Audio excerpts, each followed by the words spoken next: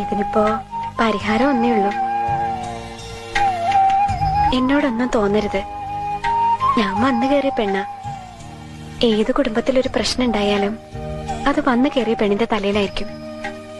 പക്ഷേ നിക്കിത് പറയാതെ വയ്യ.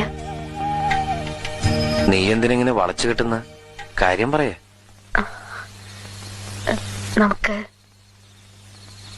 നമുക്കിവിടുന്ന് മാറി താമസിക്കാൻ സതുവേട്ടാ. മാറേ? നീ എന്തായി പറയണേ?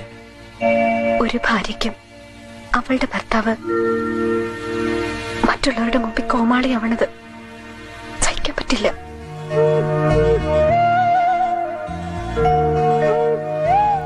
ഇവിടുന്ന് പോവാൻ ഇഷ്ടമുണ്ടായിട്ടല്ല. ഇനി ഇവിടെ നിന്നാ ചിലപ്പോ എനിക്ക് പറ്റണില്ല.